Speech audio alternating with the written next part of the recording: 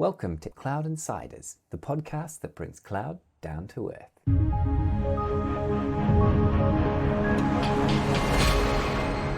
So good morning. Today I'm joined by Pete Grant and Niall Merrigan, a management consultant who works for Capgemini. Good morning both. Good morning. Good morning, Rich. So today we're going to talk about the Internet of Things, its obvious importance and impact on the industry and society as a whole, but with specific focus on security. Before we get into the detailed conversation, Niall, do you want to give us an introduction and background to yourself? Sure. My name is Niall Merrigan. I'm a managing consultant with Capgemini based in Stavanger in Norway. I work predominantly as a solution architect, but I do a lot of our security work as well. I speak around the world on security topics and generally cause mayhem wherever I go. I like to try and educate people about their web applications and the way they should be starting to think about their security processes versus the usual, oh, look, it's all broken. Let's try and fix it. So I try and get in early, get people up to speed and show them what can be done as comparison to what they think can be done on CSI. Understood. Fantastic. So I guess a good starting point then is, what's your view of the concept of cybersecurity? What does cybersecurity truly refer to? It's a very broad thing. The first thing that if you ask anyone what cybersecurity is, they'll start frowning because they hear the word cyber, and cyber all things. But what I think it's always good to kind of make a definition that there's information security, which is about protecting your information assets, like the typical access and authentication concepts. And you also have cybersecurity, which I think is a very broad term to say information, or covers InfoSec and also infrastructure security and the typical kind of things you think like firewalls, antivirus. It's like warfare versus specialized warfare. Many people, when they're talking about cybersec, they kind of think the CSI or people hackers, but it's a very broad term. So I like to think of it more on it's a nice general term that the layman can understand, and then you start getting into the specialized ideas of things. It's very handy for us to use information security, network security, and kind of access security as the kind of sub-levels of that. Okay, fantastic. And again, this is going to be a broad subject, but the Internet of Things, could you give us a kind of top-down view of what you see that as? It's IoT. The IoT space is really interesting because it can be anything from someone connecting a device to the internet that wouldn't traditionally have not been connected to the internet, such as your fridge, your coffee maker, to kind of the wearables concept where we've just extended what you're working with on a day-to-day basis and just made it share data better, such as like the Fitbit or the Microsoft Band or the Apple Watch. These devices, which are really good for they gather an amazing amount of data, but then they can send it somewhere else so it can be processed. IoT on its own is quite broad, but it also encompasses things like big data, where you have the data being consumed from the different devices and being mashed together and getting new, deeper insights into the technology and what it means to people. So I like to see, when I see the kind of IoT space, I always look at what are they doing with the data behind it? Where are they kind of sending, and what benefits are they bringing back by connecting that specific device to the internet and sending it back and forth? So if we think of like the internet connected fridge, it sends, okay, I can see that you are buying a lot of cheese. Maybe you should look at this particular vendor because they're selling cheese at a lower price. Or here's a couple of recipes that involve cheese, and maybe you shouldn't stop eating so much cheese because you're getting very fat, for example. It's like I think Fitbit were kind of one of the first companies really to get into it, because when they had their pedometer, they then linked it up to the ARIA, and the idea of being able to track your weight and watch your fitness improve overall made that whole gamification, or the whole kind of idea that, oh, I've got from the couch, I've lost, say, 2 or 3 kilos by walking 2 or 3 kilometers this week. Maybe next week, if I walk 5 kilometers, I might lose an extra kilo. And this idea then became very good for people to see their progression. So that I think with IoT and in the general space, it's all about the idea of, well, I'm connecting information together and connecting people's information together and giving you a better insight into what's happening. Okay, fantastic.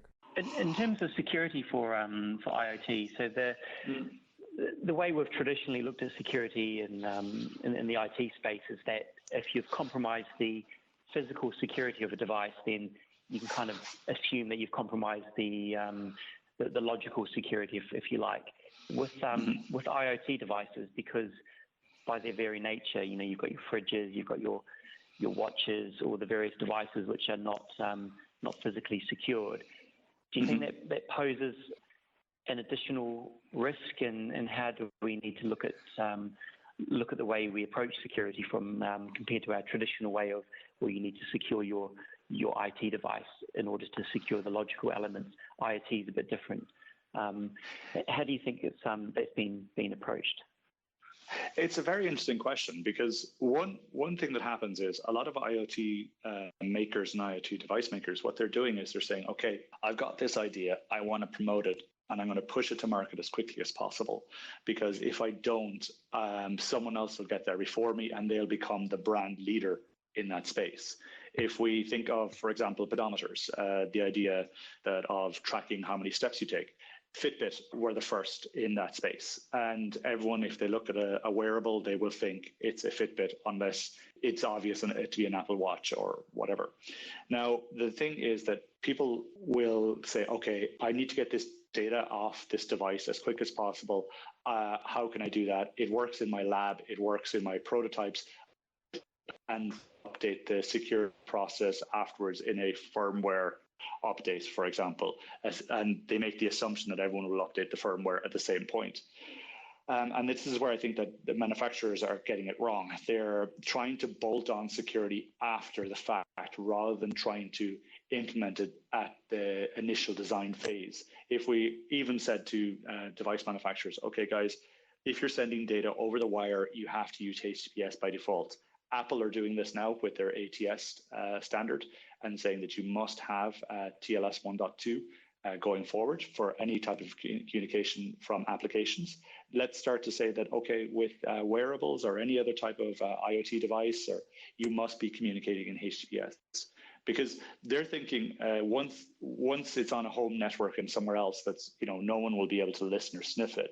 Nissan had a big problem with the Leaf, for example. They were sending over just VIN numbers out of their application, and then you could just guess the VIN number to get the next to adjust the temperature in a random Nissan Leaf around the world. Other applications are seeing this, where they've got apps integrated or they've got other information, and they're not securing the transport.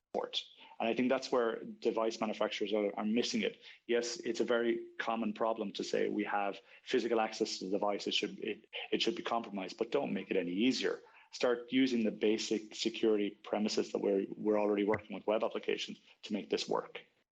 So the idea that you can't harden, or you shouldn't be doing this by default is kind of weak, because I think there's this idea of this security through obscurity concept. No one would ever sniff the traffic of this, and so therefore I'll be safe. Yeah, and I think with all the technology and information out there nowadays, you don't need to be a complete IT whiz to know how to tap into these types of devices. And as you say, it seems to be it's commercially led, right? You want to get your product to market, and then as long as you can dominate the market, and you'll deal with all the issues later. But it does seem like there's obviously a big risk that goes along with the IoT in terms of the massive attack surface of all the different devices, and how do you secure them? I mean, you talked about encrypting the traffic. What are your thoughts in terms of security updates? So you might have a product, a Fitbit or something else which is, in quote, secure, it's all encrypted, but then there's an exploit which someone discovers, and you need to patch it like any other device. Do you think IoT devices are going to be patched? Are we going to be patching our fridge, or are we realistically just going to buy what we get, and as long as it works, we're not going to be thinking or worried about updating the hardware or the firmware? there's two real kind of things with this. Like you have the very affordable IoT devices, which are nearly disposable in how they work. So that if as soon as something breaks, you just buy a new one because, there's no point in upgrading it. It'll just continue. But if we look at televisions, which are now becoming smart by default, everyone buys a new flat screen TV, like for example, either from Samsung, Philips or Panasonic, and it comes with a built-in computer in the back. So I was at home just recently, and I turned on my dad's TV, and it said, there's a system update, you need to install it. I was like, oh, wow, okay. So before I can watch TV, I need to update my TV. And it annoyed me, and I'm wondering, and I saw a cancel button, and my brain, even though I'm a security person, went, I want to watch TV. I will press cancel. So I think that a lot of people are going to be like ignoring it. Even if you look at today, which is recent, just as of yesterday, I updated to iOS 10 on my phone. And I saw the only reason I knew that iOS 10 was available was I saw in the App Store, all my apps had updates for iOS 10. I saw 27 different application updates, and I was thinking, okay, there must be something in the pipeline. But to an average user, they would probably go, oh, there's a lot of updates. I think I'll leave them. They won't, unless it forces me to update it, I won't bother. What's the risk? So people don't understand the risk or are ignorant to it or just don't care.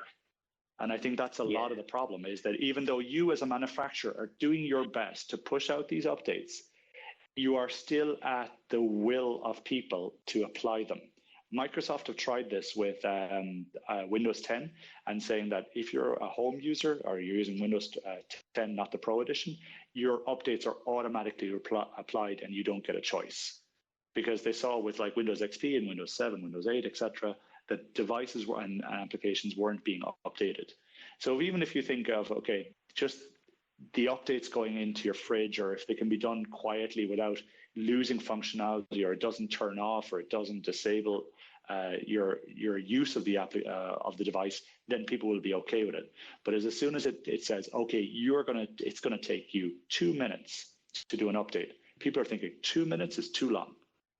Yeah. So I think sorry. No, I was just going to say, and if my dad came home, he's not going to care about whether his fridge needs an update. He just wants to come in and live his normal life. I think there's always going to be this fundamental issue, which I'm not sure you can overcome when you rely on users to manually activate or manually do the updates. And I guess there's two ways around that. One is, as you say, with Windows 10, you can just push them out in the background, and maybe the industry gets to the point where it's just expected that as long as your device, if you're the manufacturer, as long as your device is connected to the internet, you've got a responsibility to make sure that device is updated. Or perhaps vendors need to be encouraged that when they do have security updates, they try and roll them in with some feature upgrade. So if I go to the App Store on my iPhone and I see, an update for an app, if it's an app I use a lot, I'm almost a little disappointed when it just says bug fixes. I want there to be some new functionality. So maybe you need to kind of have that benefit to encourage users to do the update, or just have devices which like those I can't remember the names, those Amazon things you stick on the wall and you push a button and it will order a new Dash. Yeah, the Dash. Maybe they're just fairly dumb type of devices. There's probably no right answer, but I think relying on users, it's never, it might catch the majority of users, but if you're a hacker or someone trying to breach the system, you're going to go for the weakest link, aren't you? So I guess it's just one of those ongoing challenges with IT. Well, let's look at the kind of one of the most connected devices out there that's very popular, and especially in Norway, is the Tesla. The Tesla receives over-the-air updates on a regular basis. So when it's near enough to your house, it'll connect and it'll update when the car is not moving, or it'll partially download the update or continue to, so that, by the time when you stop next, it can reboot the car or re-update the firmware. Devices need to look at this, and it should be a case of that it should be kind of passive and start analyzing their usage of how the users are using their systems, and say, okay, we know that Niall will be asleep from 10 in the evening till 6 in the morning. So let's update his iPhone at 11:30 at night because he won't be using it. We know if we'll update the kind of the light bulbs at 2:30 in the morning because they won't be turned on, and this type of idea. And if devices were more intelligent, or if companies were looking at this and saying, okay, based on usage patterns of you rather than the whole populace, we will update your system at this point. Does this work for you? And kind of so that I'm not interrupted. And then it kind of becomes a more genuine user experience. And I think this is where one of the things I'm trying to promote internally with even a lot of the organizations I work with is bring in your usability guys and girls and say, let's try and make it work for the user rather than just the system. Let's make sure that they understand why this is important and how we can do the least amount of resistance to getting this update out there. Yeah. Okay, I've read quite a lot of information around what's going on down in Bristol, being with a connected city, and there's quite a focus on the healthcare industry and connecting care homes, for example, or assisted living homes to better improve the safety of people who might be staying in those environments. Niall, have you come across this in the industry at all as yet? Healthcare is such a difficult subject because you start getting into a different sort of problem with privacy and data protection that many companies are really scared of going into. The idea is I think was it Fitbit, Garmin, and a couple of the other ones have all kind of got their health systems, and Microsoft even have their Health Vault, which they've tried to. That's what they're selling. But I know with care systems, I haven't seen much around it. I'm guessing that it's going to be quite big potentially, but I haven't seen much myself. Okay. Moving slightly away from the Internet of Things specifically, are you seeing any specific verticals and industries that are implementing cybersecurity products and the challenges that they have, not just with a view to the Internet of Things, but with a view to, we know that the industry and the world is changing. We don't really know what it's going to look like in 2, 5, 10 years' time. Are you seeing any of those particular challenges that they're having? I'm definitely seeing a definite trend towards increased focus on security, especially in more tough economic times, because people are beginning to understand that data loss is now a problem. In Europe, you have now got the GDPR, data protection regulations, which are a set of regulations that have been invoked by the EU to say that if you're breached, you will suffer up to a maximum fine of, I think, 20 million or 2% of your annual gross profit as a fine, whichever is larger. So these are the incentives that people are seeing here. They're also seeing that the commercial loss of face when you've been breached. The major one, Ashley Madison. One thing that always struck me from the Ashley Madison case was even though they were hacked and it was an easy SQLI eventually, as they found out, that their main concern was PCI DSS, the credit cards. They weren't worried about the other data. They were only worried about the fact that it was your credit card information wasn't lost, because that's where they would meet financial penalties. However, we all saw that really people didn't care about the credit cards. They were more worried about the fact that their sexual preferences or the fact that they were looking for it to have an affair was being broadcast on the internet. Companies are also looking at this and saying, okay, if our information gets out, and now before you used to say, well, if our information gets out, they're now saying when our information gets out, can it be decrypted? Can it be broken into? So I think we're starting to see an evolutionary trend. People are more concerned about saying, okay, our databases are online 24/7. People are becoming more technically savvy and are looking for more ways into our systems. And we need, as an organization, to consolidate our security efforts. Traditionally, it's been the role of IT to manage all this. Now there's kind of a top-down thing from, say, CEOs, CIOs, CISOs saying, okay, you as a whole organization need to think security as a process. Even if we think of before, say 10, 15 years ago, no one had an access card hanging around their neck or attached to their belt. Now, no matter where you go in any city around the world, you'll see people with these little access codes or cards hanging around their neck to get into buildings. Access control has become a standard. We'll start seeing that as well with cybersecurity and with general security practices within the organization as norms. In terms of security in general, and I hate the word cyber, but information security, etc. As we're over the last few years, where everything's online, everything's connected, be it a traditional IT devices or our IoT devices. On one hand, the industry's approach to security, you could probably argue, is maturing along the way, and we're figuring out a lot of things to do and not do.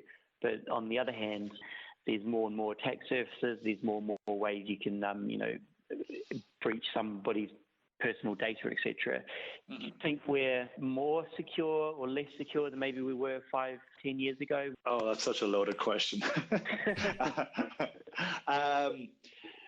In opinion's sake, I think we're still at the same point we were. We've increased our general security measures. However, we've increased our attack surface. If we were to look at it on a kind of very subjective, biased way, given the number of breaches we're seeing on a regular basis, I'd say you'd kind of postulate that security is going down. However, it's what's been more apparent is people are publicizing when they've been breached, whereas before they would just hush it under the carpet. You've got the likes of Troy Hunt with his Have I Been Pwned service, which is making it more visible that someone has been breached, and you can go search for your data. And I think that in the general scheme of things, I think we're still at 50-50. We have better IT security. We're patching quicker. Companies are being more responsive to problems. But at the same point, due to the greater data access on the internet and more availability of information, the hackers are getting the information quicker and also getting that information out to more people quicker. Before, you'd always say, oh, if I want to find a vulnerability or an attack, I'd have to go onto go into Tor, I'd have to use the kind of deep web and know my way around some onion addresses and things like that. Now it's just go to exploitdb.com, find out the latest exploit and get it. Or you get it off Metasploit. And you just get it's weaponized already for you today. Or you go to GitHub and there's a nice proof of concept in Python ready to go. And people are just saying, just go nuts, go take care of it. Yeah, it's always a game of cat and mouse. I mean, a few years ago, phishing scams and things like that were fairly common. I mean, I've got a family member who got hit by a phishing scam and got suckered in and lost some money, probably 5, 6, 7 years ago. And I know that if that happened today, probably wouldn't have fallen for it because people are more aware that if somebody phones up and asks you for personal details, we're just a bit more switched on. But then there's the hackers that one step ahead of us. As you say, you can go to Metasploit and things are all prepackaged, and you've got all these. If you don't patch your machine, then you don't have to be a whiz in order to hack into it. And then the general populace seems like always trying to catch up. In terms of, and this is a very broad question, I know, but where do you see the greatest threat being to, I'll use the term hacking, or someone trying to get access to your personal data, whether it's on a website like Ashley Madison or just hacking into your machine? Do you see the threats as being the script kiddies or the big state actors or the anonymous groups? Where do you see the big growing threat being, or is it across the board? It's the biggest attack vector is towards the human. Just to follow up on where you said you had a family member, I had one. My uncle got caught by that Microsoft scam where they ring you up and they say we're from Microsoft, and had a problem. And I kind of talked to him afterwards and I said, well, why? And he goes, well, they sounded so plausible and they had everything right, and I don't know what I'm doing. And I'm thinking, you do realize as your nephew and as a person who does IT, you could have just kind of said, no, I've got him, he'll take care of it. And he said, well, I didn't want to bother you. The human, I think, is still the most prevalent attack surface for any place, because if we talk about phishing, you can send out 100,000 emails. It's not going to cost you anything, zero cost. And if you get maybe even 0.01%, you get 1,000 people out of this, or even 100 people, and you charge them $100, you've made $10,000 by doing nothing, by just sending a couple of emails and automating it. You can buy full-on command and control infrastructure or phishing campaigns made to measure, where the cost is zero to you. They just take 10% of the take. You've got malware, and automated malware is becoming huge right now. And getting all this into systems is the quickest way to get information from you. I do a lot of work on social engineering, and I have found I can walk up to people having been introduced as a hacker, and they will hand me their telephone. And that little supercomputer in your pocket will give me more information about you and your habits than anything else that I could try and punch through a firewall or try and do anything else. Because we've always used IT security as the defense, so firewalls, antivirus, and all this other things. But the dogs are facing outwards. They're looking out to all this stuff that can potentially come in. And as soon as you're inside that little firewall area in the DMZ, and even inside the natural network or the local network, people trust you. So I've seen, for example, when you have red teams, which is a term whereby companies or people are involved to go and act like hackers towards your organization, will do things like this, come in a UPS or a postal service uniform and walk into the organization and ask them for information, and then deliver USB keys, or they'll ask people to do stuff. And it's very easy to get information from due to the amount you leak on the internet, be it from Facebook, LinkedIn, Foursquare, whatever. This information gives you an amazing amount of insight into the user that you can use to build trust. The human is so trusting that you can manipulate them very easily. We judge things based on our experiences, right? So if we're in a normal scenario and then somebody else comes up and does the normal scenario that we're used to, we naturally trust them. And we use the term IT security and cybersecurity, but I think it's hard to to box certain things as being, well, that's just IT security and this is something else. Really, it's all about personal security, and it's all. You've got all these various domains, haven't you? And it's all merged now. And I think that's one of the problems. I think that people are still kind of making this differentiation of their presence on the internet not affecting how they can be attacked in a kind of company or even personal scenario. So I had this discussion with someone before. And I said, okay, imagine you're on a bus. And I said, yeah. Now imagine everybody on the bus is talking. They said, cool. I said, that's the internet. They said, all right. Now imagine that you're talking about something very personal, something like you're shouting out your PIN code to your credit card. You're shouting out your credit card number and your details and your PIN code and to the bus. Do you think everyone wouldn't listen to that? And they go, well, of course they would. It's really good to get. And I said, well, that's what's happening. You're talking about your information and you're shouting it out to people who are potentially could be listening. You're assuming because you're in a computer at your desk in your home that there's not stuff happening. Now, in general terms, you're not going to be targeted by state actors because we are inconsequential in the general scheme of things. But it's opportunistic crime, or even just for example, some passive goings on that means that you'll get caught. One of the new threat vectors that's come out is this thing called photo miner, where people have they've got Asus or Linksys or any of the other different types of home routers.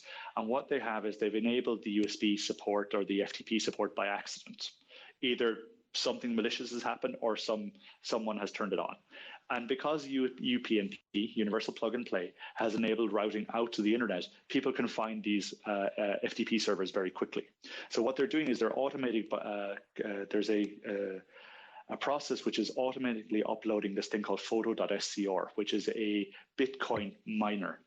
And what it does then is it infects your machine and gets it to run at 100%. It starts mining Bitcoins. So as we know, Bitcoin is quite popular right now and in all its variants, but having everyone else mine Bitcoin for you makes you money without having to do any work.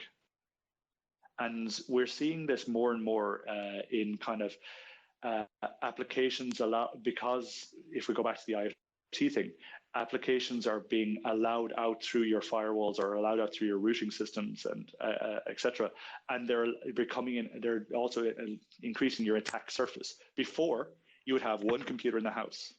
I'm guessing that if your listeners are listening to this, they would have more than one device connecting to the internet at any given time. If we even think of like, I think at home, I think I have 6 different computing devices, excluding phones, connected at any given time. And that increases your attack surface there. Like, it's interesting that the Bitcoin use case. You might have the knowledge and maybe the capabilities to hack into somebody and steal their personal information, but you might think from a moral side of it that, well, that's not the kind of person I am. But perhaps if all you were doing, all in quotes, if all you were doing was getting them to run some Bitcoin mining, just using a bit of their processing power, there might be people out there that think, well, actually, that's not really doing any damage. That's, using a bit of processing time. And I guess there's another element to, I'm not really a hacker, I'm not doing any damage, but there's other ways that you can be compromised by people that might not otherwise would want to do that. It's the typical faceless crime. I know you're based in the UK, but there was a typical, the commercial and the advertising said you wouldn't steal a car, you wouldn't steal a book, but you'd steal a movie by downloading it. For example, the typical faceless idea that we haven't stolen anything from you other than electricity, which you're going to pay for anyway. Yeah, exactly. It was an interesting bus analogy you gave before, and it just reminded me of the many times I've been either sitting on a plane or on the tube or underground, and people are reading, particularly in London, reading documents where, if you glance over, you think, with something that other people shouldn't be looking at. And I think we've got that mentality of security through just being lost in the numbers. It doesn't really matter if the person next to me is going to read it, because the chances are they're probably not going to do anything with it. And it's kind of we don't really have that mindset of being safe like we're taught when we're a kid.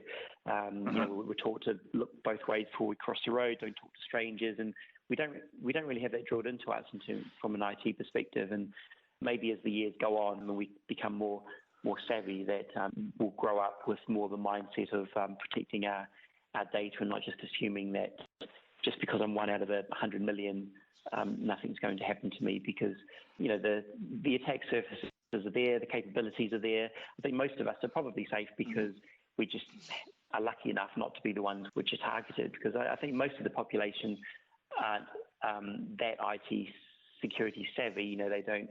If they go to a website, they're probably not checking for, is it a secure site, all those sorts of things. And I think most of us are probably protected just because of the statistics of we're just not the ones being hit. Well, it's also the idea that, to take on the tube or the airplane, the number of people I see on like the early morning flights from, say, Stavanger to Oslo, and they're working on presentations or they're working on documents. And if you wanted to look at it, if you're sitting on row 17 and row 16 on the opposite end, you can look straight into someone's monitor, and you could be there with your phone. You could just record it or take a picture, zoom in, and no one would even notice. So privacy screens are very much on the rise now as well. People also think that you'll respect their privacy. That's the other thing, that there's this automatically intrinsic kind of, I would respect someone's privacy, so therefore they same to me. However, that's not what happens. People will snoop if they want to.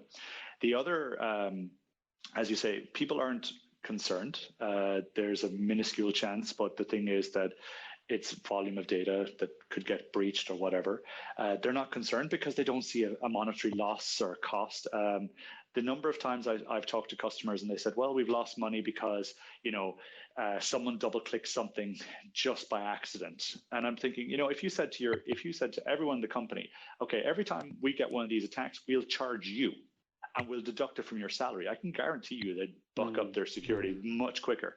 But like you say, children are taught to not take candy from strangers, don't get into vehicles you don't understand or don't talk to people you don't know, type of thing. But on the internet, they'll tell anyone. That's the other problem, because they don't see that issue. I think we'll start talking about this a bit more as we are more a digital nation and a digital era.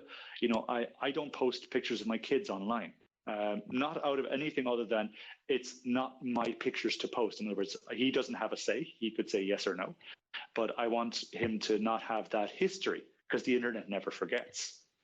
Yeah. And it's something that I see a lot of people, they post pictures about their kids, and it's fine. It's up to you. But I wouldn't. It's just the way I am. Yeah, it always amazes me, even today, how people post things on Twitter or Facebook, things that you just wouldn't be saying to your boss or people you work with, etc. But they post them as if they think that they're not going to see them, and it just baffles me that people still do that and then act surprised when they get caught or something bad happens. I think that's what really leads to the kind of IoT space.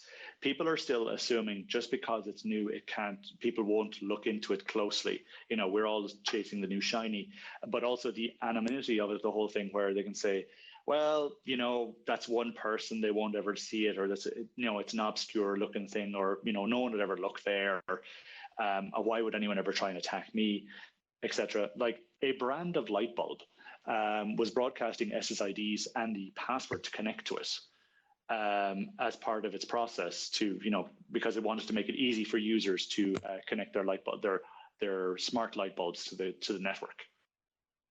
And when you think about it, like how difficult is it to run a sniffer around your locale and just say, okay, this is what's happening.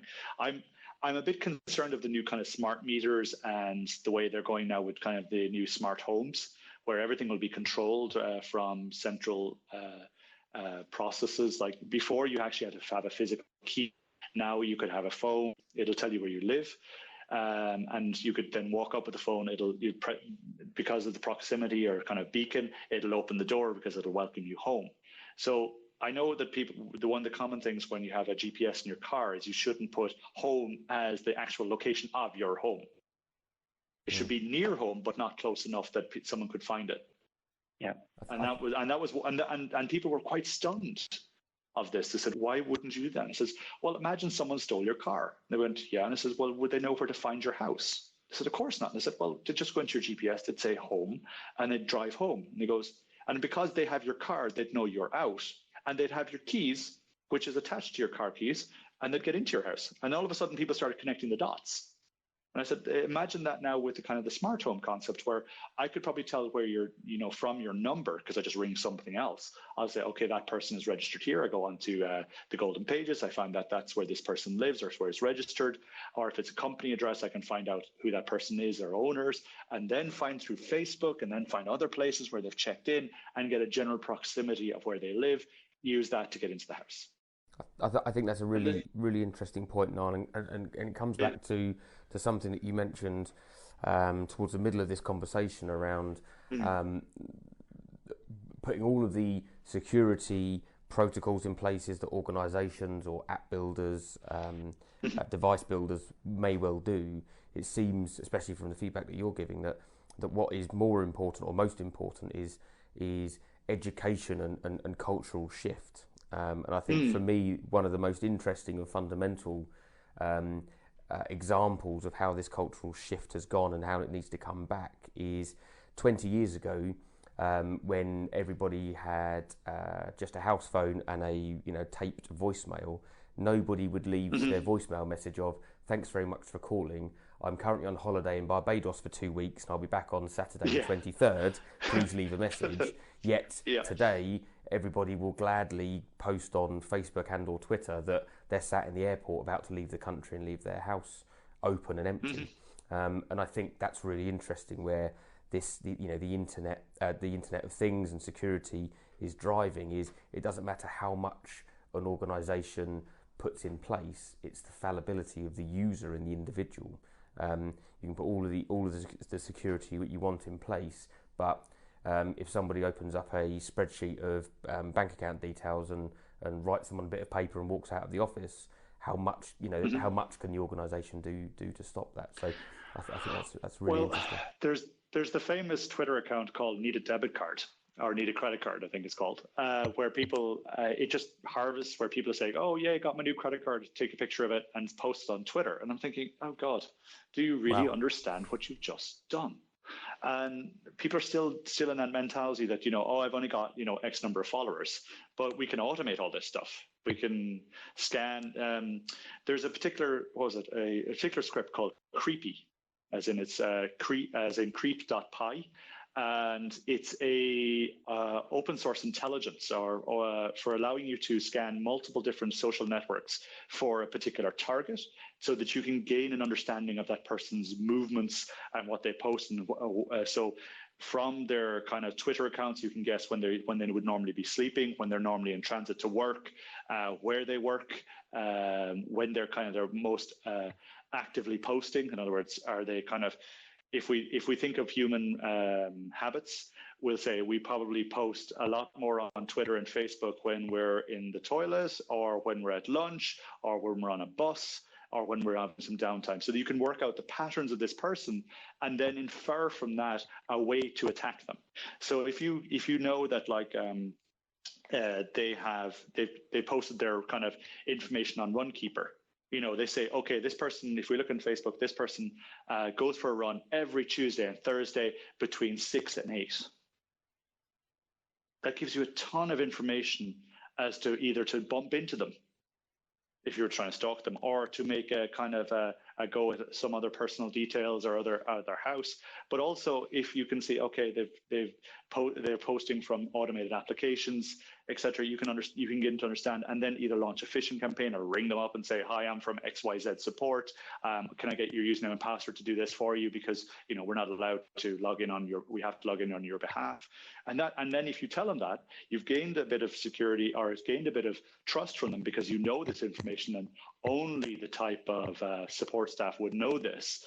And you've gained access to kind of personal data. And that's the quickest way to get a username and password, is just ask for it. I think I went to a cyber competition with the military earlier this year, and they had a demonstration of a company that came in, and just by using the connecting to the phones remotely using the Wi-Fi, etc., they were able to pick out a few people and then just walk through, say, okay, there's obviously someone in this room who lives here, and they stopped off at Starbucks in the morning and did this, and just not even by having the physical device. And then their presentation concluded with them showing us or talking around some of the software they use that actually goes off to all these, to the person's Facebook, to their LinkedIn, to all the various other pieces of publicly available data, and starts to actually build that picture for you. So you don't even need to be doing that manually now. These software packages that will just point it to a person with the details that you have, and then that will actually start to build up the picture for you. And it's it was very interesting, but also a bit worrying when you realise how much information is put out from your phone without even having to hand it over to somebody. And this is the thing that brings it back more to the IoT space, because IoT vendors are looking for social integration. They want to be able to publicize that this user is using their product so they can drive more sales. Post your Fitbit results, post your Garmin results to Facebook, to Twitter, or, I'm using Runkeeper or whatever. And this integration process and gamification is driving sales for these vendors. And this also then presents us with a more interesting attack landscape. It's not just the IoT space, but we're also kind of can attack the user through that usage. And I think that this is why you can see why cybersecurity and general information security and all these type of security platforms are so varied, and it's very hard to understand, or very hard to kind of limit yourself to just saying, well, we've just secured the transport layer. But what other information are we leaking through this? What other kind of vectors are we providing to potential attackers? Because one of the things I notice a lot of is that security is very much reactive. We react to when something happens rather than trying to prevent it. Seatbelts are an invention because we figured out we could drive too fast, and if we stopped hard enough, people would go through the windshield. Airbags are another invention from that, because we said we want to stop that happening because people don't wear seatbelts enough, and we also want to make sure that they're safer. And we start to see more and more of these innovations coming based on the usage and also based on how the attack vector happens. So if we think even of the most common, what I always like to demonstrate as the most visible aspect of security being reactive, it's in airport security, whereby people could walk onto a plane without any type of check, and then they had to go through scanners, and now they can't take liquids over 100 mils. Soon we'll have to go through butt naked and submit to God knows what type of screening to get on an aircraft. But that is how the evolution based on different threat vectors, where a normal sane person would go, why on earth would someone want to blow up a plane they're traveling in, versus someone who goes, this is a really good way to incite terror at the cost of only one person of our people. So this is and I think that's where the security paradigm is very difficult for people to understand without them saying, well, you're just paranoid. I completely agree. It's an ongoing reactive battle. And all I can say is, without sounding so doom and gloom, it is actually getting better. People are becoming more aware. There's, like as you said, 20 years ago, phishing attacks would kind of attract a lot more people because, oh, I got email. It must be something interesting, versus now it's just spam and there's filters and there's other things playing into play. And we think about all the different type of devices we have now. They're generally trying to be more and more secure, because there is concerted effort by companies, by individuals such as myself and a couple of other, and a lot of other people in the security community, educating people to say this can happen. And I think we're starting to see more evolution, and people begin to understand that this is something I need to understand. And whereas before it would be, oh, it's a computer, my son will take care of it, or my daughter will take care of it. Yeah. And it's secure. Nothing's ever going to be secure. But I guess on the bright side is that you can take some very sensible steps to protect you quite a lot. Don't have your Facebook wide open. Just use a bit of common sense on what you post. Some basic knowledge on browsing to websites, and if you get asked for this type of information, you don't need to be a technology or a security whiz to actually provide a lot of protection for yourself. And I think a lot of it's just education and getting people into their mindset. And this is where, with the IoT vendors, I think they're becoming a bit more kind of savvy, because they realize that if they are trying to make money and trying to continue in business, they need to make sure that they don't lose by having such a silly mistake where their application is pwned, or something is taken offline, or they're investigated by some FBI, or because they've left data out in the wild. They need to take care of their customers. And I always say, dance like no one is watching, but encrypt like everyone is. And I think it's a quote from another very good, I think it was Nick Baradia did that one. But it's very much on, if everyone takes a little bit of care and says, well, let's be careful about what this thing is talking to, isolate off into different networks. Now that's a more advanced topic, but I talked to my dad when he came over into Norway to visit. My mum and my dad came over. They said, can we use a network password? And I said, no, you can have the guest network. And he goes, don't you trust us? I said, I do trust you, but I don't trust your devices. And they were like, oh, okay. So I put them on the guest network. So there was an isolation process there. Now, I've set up a lot of the home network stuff for my mum and my dad, and I make sure that they say, okay, any device you have is connected to this. Computers you trust are here, and this is what happens. And when I come home, I have to reshuffle everything around because they've forgotten. But it's more to do with the IoT spaces. As we start seeing more connected worlds, this will become a more normal thing for people to understand, as it's just a way this works, and here's how you should do it to make it safer for you. I don't know anyone who buys a door without a lock. Yeah. For an outside door. If you said that to people, I said, here's all your doors, and they go, well, why doesn't it have any locks on it? Well, that was a feature we're going to add when we sell enough doors. Absolutely. Yeah, absolutely. Fantastic. Yeah. Okay, Niall, Pete, that's been absolutely fascinating, really interesting and exciting times ahead for us individual users and organisations. Certainly busy for those guys to bring everything in line. I think to wrap up, I think the social and cultural change is needed to go alongside and all of the technical change as well. So, Niall, really appreciate your time. Pete as well. Niall, where can we, not too much, but where can we find out more about you and what you do in the industry? You can get me on my blog at www.certsandprogs.com, or you can actually kind of Google if you Google me, you'll find a lot of the videos I've done with the different conferences around the world, and there's a lot of the things I do there. So that's probably kind of one of the easiest ways to do it. Brilliant, fantastic. Okay, great, and thanks very much for your time. Thank you very much, guys. That brings us to the end of another episode of Cloud Insiders. Thanks for tuning in. Hope you enjoyed it. And to find out more and access show notes and downloads, head over to cloudinsiders.fm. You can track us on Twitter at Cloud Insiders, and we'd love you to leave us a review on iTunes. See you next time.